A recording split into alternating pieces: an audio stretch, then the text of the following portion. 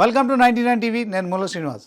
పశ్చిమ ఆసియాలో యుద్ధం అంటే కేవలం బాంబులు, మిస్సైళ్ళు, సైనిక దళాల మధ్య రక్తం చిందించే పోరాటం మాత్రమే కాదు. అది మేధస్సు, మాయ, మానసిక యుద్ధాల సమ్మేళనం.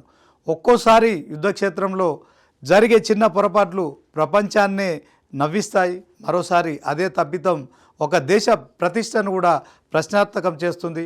ఇజ్రాయెల్, ఇరాన్ మధ్య దశాబ్దాలుగా కొనసాగుతున్న శత్రుత్వం ఇటీవల మరింత తీవ్రమైంది.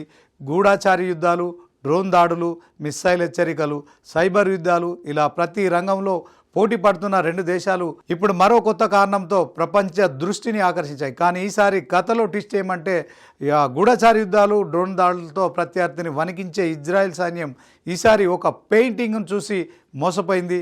ఇరాన్ నేలపై గీసిన ఒక 2D హెలికాప్టర్ బొమ్మను నిజమైన యుద్ధ విమానం అనుకొని దానిపై ఏకంగా 25 కోట్ల రూపాయల మిసైల్ను ప్రయోగించి సోషల్ మీడియాలో నవ్వుల పాలైంది. కేవలం పెయింటింగ్తో చేసిన ఒక 2D హెలికాప్టర్ చిత్రం ఆ బొమ్మను నిజమైన యుద్ధ హెలికాప్టర్ అని భావించిన ఇజ్రాయెల్ సైన్యం దానిపై కోట్ల రూపాయల విలువైన మిసైల్ ప్రయోగించిందన్న వార్త ఇప్పుడు ప్రపంచవ్యాప్తంగా వైరల్ అవుతోంది. ఇది నిజంగానే జరిగిందా, లేదా ఇది కూడా యుద్ధంలోని మరో మానసిక వ్యూహమా? అసలు ఇజ్రాయెల్ లాంటి అత్యాధునిక సాంకేతిక పరిజ్ఞానం ఉన్న దేశం అంతటి తప్పు ఎలా చేసింది? ఆ మిస్సైల్ దాడి వెనుక ఉన్న అసలు గుట్టు ఏమిటి? ఇరాన్ వేసిన ఆ మాస్టర్ ప్లాన్ ఏంటి? ఈ ప్రత్యేక కథనంలో చూద్దాం. మధ్యప్రాచ్య గగనతలం నిత్యం యుద్ధ మేఘాలతో కమ్ముకొని ఉంటోంది. ఇజ్రాయెల్ దళాలు ప్రతి క్షణం శత్రువుల కదలికలను కనిపెడుతూనే ఉన్నాయి.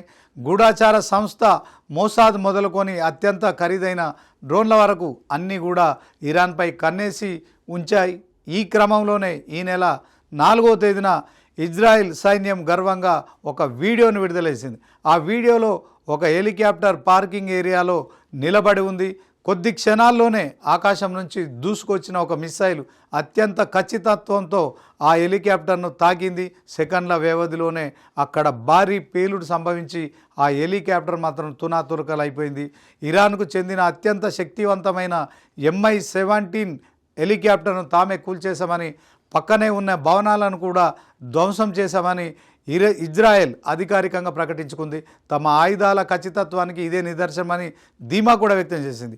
ఇజ్రాయెల్ అధికార వర్గాలు ఈ వీడియోను షేర్ చేస్తూ ఇది ఇరాన్కు చెందిన శక్తివంతమైన MI-17 హెలికాప్టర్ అని ప్రకటించాయి.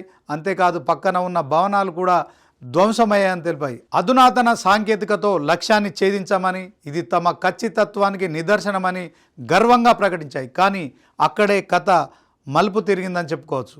వీడియో వైరల్ అయింది, ప్రపంచం మొత్తం చూసింది. కానీ కొద్ది గంటల్లోనే నెటిజన్లు ఆ వీడియోలో ఒక విచిత్రమైన విషయాన్ని గుర్తించారు. సూర్యకాంతిలో నిలబడి ఉన్న ప్రతి వస్తువుకి ఒక నీడ ఉంటుంది. భవనాలకు ఉంది, పక్కనున్న వస్తువులకు ఉంది. కానీ వీడియోలో కనిపిస్తున్న హెలికాప్టర్కి మాత్రం ఏ నీడ కూడా కనిపించలేదు. అక్కడి నుంచి మొదలైంది సోషల్ మీడియా విశ్లేషణ. ఫ్రేమ్ బై ఫ్రేమ్గా వీడియోను పరిశీలించారు. డ్రోన్ షాట్లను కూడా జూమ్ చేశారు. అప్పుడు బయటపడిన ఆశ్చర్యకరమైన విషయం ఏమిటంటే, అది నిజమైన హెలికాప్టర్ కాదు, నేలపై పెయింటింగ్తో చేసిన ఒక 2D హెలికాప్టర్ చిత్రం. దీంతో నెటిజన్లు మాత్రం ఆశ్చర్యపోయారు. అది నిజమైన హెలికాప్టర్ కాదని, ఇరాన్ సైన్యం ఇజ్రాయెల్ను బురిడి కొట్టించడానికి నేలపై గీసిన ఒక 2D పెయింటింగ్ అని తేల్చి చెప్పారు. అంటే గాల్లో ఎగరలేని, ఇంజన్ లేని, కేవలం రంగులతో వేసిన ఒక బొమ్మపై ఇజ్రాయెల్ దాడి చేసిందన్న మాట. ఇక కేవలం బొమ్మపై కోట్ల రూపాయలు విలువైన మిస్సైల్ దాడి జరిగిందన్న కామెంట్లు మాత్రం సోషల్ మీడియాలో వెల్లువెత్తాయి. ఈ ఘటనపై ప్రపంచవ్యాప్తంగా ఇజ్రాయెల్పై ట్రోలింగ్ మొదలైంది. ప్రపంచంలోనే అత్యంత తెలివైన నిఘా వ్యవస్థ ఉన్న దేశం, అత్యాధునిక ఇంటెలిజెన్స్ కలిగిన దేశం, కనీసం ఒక పెయింటింగ్ బొమ్మకు నిజమైన హెలికాప్టర్ కూడా తేడా గుర్తించలేకపోయిందా అని చెప్పి కూడా ప్రశ్నల వర్షం కురిపిస్తున్నారు. ఇక ఇది యుద్ధం కాదు, యుద్ధ కామెడీ అంటూ కూడా వ్యంగ్యంగా కామెంట్లు కూడా చేస్తున్నారు. అయితే కొంతమంది ఇది ఇరాన్ చేసిన మాయాజాలం అని కూడా వ్యాఖ్యానించారు. సైనిక రంగంలో ఇది కొత్త విషయం కాదు, ఇతిహాసాల్లో కూడా ఇలాంటి మాయా వ్యూహాలు ఉన్నాయి. రెండో ప్రపంచ యుద్ధ సమయంలో కూడా శత్రువులను మోసం చేయడానికి నకిలీ ట్యాంకులు, నకిలీ విమానాలు, రబ్బర్ సైనిక వాహనాలు వాడిన ఘటనలు కూడా ఉన్నాయి. రాడార్లను మోసం చేయడానికి, శత్రు దళాలను తప్పుదారి పట్టించడానికి ఇలాంటి డీకాయ్ వ్యూహాలు కూడా తరచూ ఉపయోగిస్తారని, మరి అదే వ్యూహాన్ని ఇరాన్ కూడా ఉపయోగించి ఉండొచ్చని కూడా రక్షణ నిపుణులు కూడా భావిస్తున్నారు.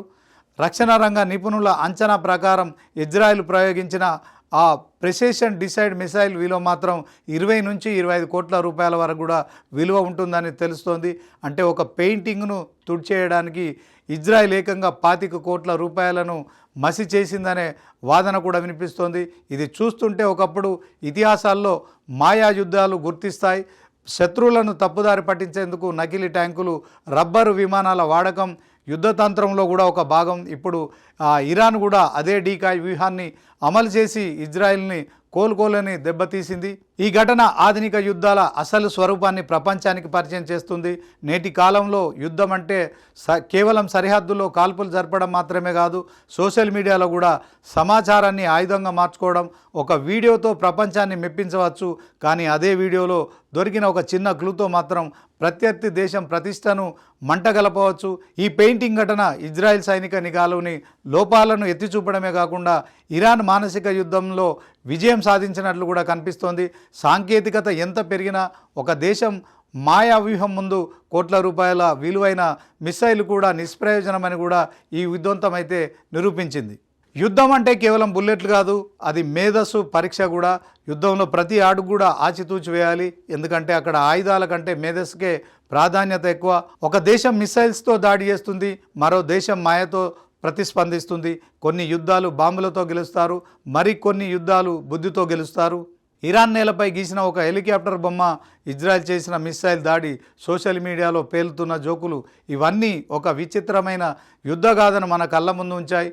ఇది ఒక చిన్న ఘటనలా కనిపించిన ఆధునిక యుద్ధాల అసలు స్వరూపాన్ని మాత్రం బయట పెడుతుంది. ఎందుకంటే 21వ శతాబ్దంలో యుద్ధం అంటే గన్ ట్రిగ్గర్ నొక్కే ముందు మనసును మేధస్సును పరీక్షించే ఆట కూడా. కళ్ళు మాత్రమే కాదు, బుద్ధి కూడా సరిగ్గా పనిచేయాలని కూడా ఈ ఘటన గుర్తు చేస్తోంది.